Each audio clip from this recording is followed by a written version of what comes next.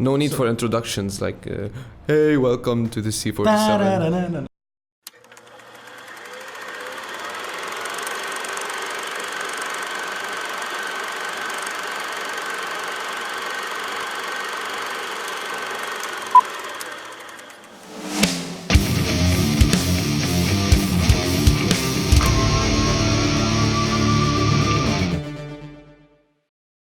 We saw last Sunday Spider-Man Far From Home. Yep. And we thought, why not review it? So what do you think? Just jumping into it was... actually, it was a nice film. They're still taking the same direction they were from the Avengers film in a way. So same kind of style, same style of comedy. I guess maybe the best reason that I liked it so far is because you feel and you know that they are trying to make Spider-Man like before, the new face of the Marvel Cinematic Universe. So in a way, like they're telling you that Spider-Man now will become the next Tony Stark.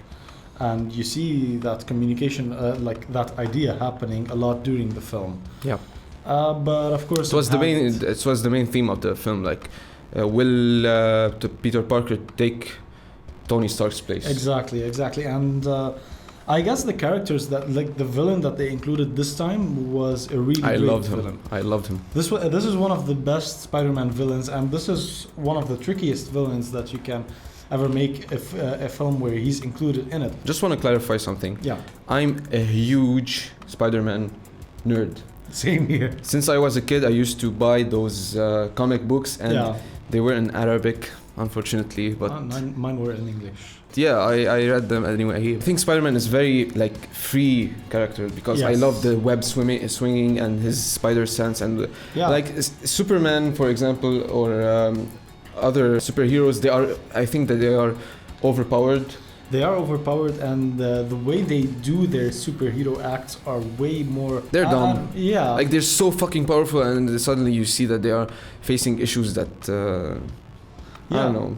Like they try too hard to create enemies that could deal with them. I guess so in a way. But Spider-Man, in a way, when you watch his films or read his comic books, the reason, like for example, he's not as hated as the Avengers is because he's doing as much kind to the people, even in neighborhoods and everything. Yeah. Hence the He's name Friendly Neighborhood. The Friendly Neighborhood Spider-Man. Yeah. So I read the comics, and I knew what was gonna happen before. Yeah. I know that Mysterio is a bad guy. They started the film as if he's a good guy. Yeah. And by the way, the actor Jake Gyllenhaal, he was really great for the part. Extremely awesome for the part. Yeah. There's one thing I wanna shit on in this movie that caught my attention the most is the teenage romance in the film. You know, it bothered me and didn't at the same time. Yeah.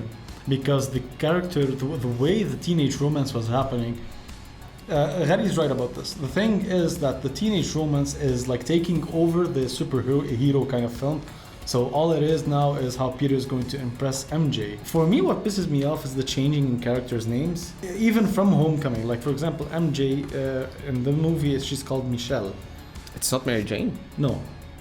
Okay. It's not Mary Jane Watson. That's one. Two, Flash Thompson, who is an extreme bully and he's really bulky and tries to kick Peter Parker's ass in the comic books and even in the earlier films by Sam Raimi. Is just a wimp with Mexican mustache.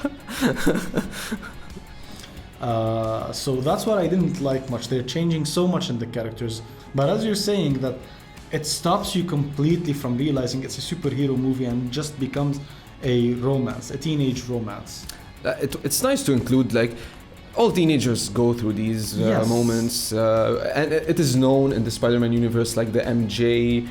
Spider-Man, Peter Parker complication and love story, but I felt like in this movie it took a lot of attention. It's very present in the film in a way that it's annoying. Like I started watching Stranger Things season 3, and they're all teenagers now in Stranger Things, and the love theme is very included in the series right now, especially in the season. But it's not annoying. You feel like it's very natural, it's very normal. Exactly. It doesn't annoy you. It doesn't make you cringe. Like, come on, let's. There were some really cringy parts in the Spider-Man film. Especially the kiss on the bridge. 3 kisses, 3 consecutive kisses. Like first time it happens, like Then second time, it's like, I think I know what I'm doing now. And third time is like, yeah, now I'm I know what I'm confident. doing now. It's a good thing they didn't do a fourth. Yeah. And they Would've could have. been It very felt as if there was going to be a awkward. fourth, and it was extremely awkward. I felt also that the connection between MJ and Peter Parker is still extremely weak compared to how it was with Mary Jane and Peter Parker. Yeah, in but the it's a previous start. ones. It's a start. Like now she knows that he's Spider-Man, Yeah, and but she's too we confident about everything. But Mary Jane in the previous films, for example, and the comic books, she's more of a... She's trying to get into his life. And he's trying to get into her life as well. yeah. And you But see it's it not in both Mary characters. Jane. You said it. It's not Mary Jane. So Yeah, it they kind of can pisses they you can off. change a bit.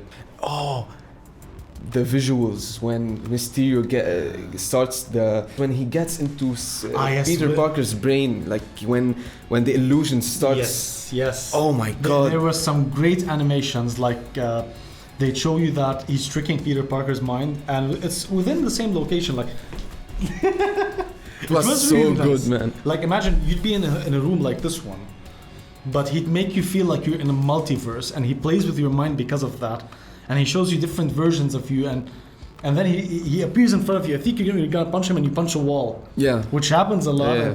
and it was so beautiful. It played so many great mind tricks, and I guess as great as Endgame was, these specific Mysterio parts were like I don't know. Endgame level.